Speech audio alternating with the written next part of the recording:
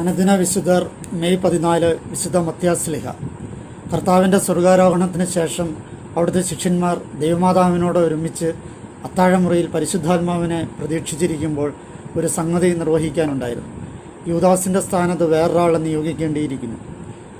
അവൻ്റെ ആചാര്യസ്ഥാനം മറ്റൊരുവൻ സ്വീകരിക്കട്ടെ എന്ന് സങ്കീർത്തകൻ എഴുതിയിട്ടുണ്ടല്ലോ.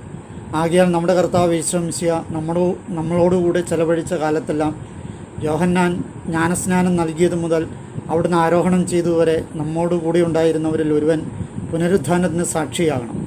അവർ രണ്ടുപേരുടെ നാമം നിർദ്ദേശിച്ചു. യൂസ്തൂസ് എന്ന് വിളിക്കപ്പെടുന്നവനും ബർണബാസ് എന്ന അപരനാമമുള്ളവനുമായ ഔസേപ്പിനെയും മത്യാസിനെയും.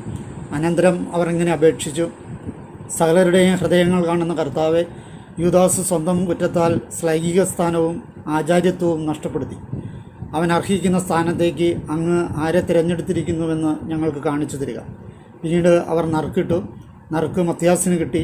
അങ്ങനെ അദ്ദേഹം 11 സ്ലീഹന്മാരോടുകൂടി എണ്ണപ്പെട്ടു.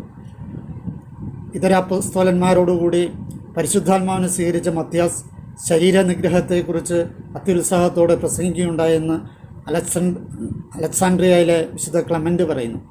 അദ്ദേഹം കപ്പദോക്യയിലും കാസ്പിയൻ സമുദ്രതീരത്തുമാണ് സുവിശേഷം പ്രസംഗിച്ചത്. എത്യോപ്യയിൽ വെച്ച് മത്യാസ് രക്തസാക്ഷിത്വ മകുടം ചൂടി. ശില്പികൾ, മദ്യപാന ആസക്തിയുള്ളവർ, വസൂരി രോഗബാധിതർ തുടങ്ങിയവരുടെ മധ്യസ്ഥനാണ് വിശുദ്ധ മത്യാസ്ലീഹ.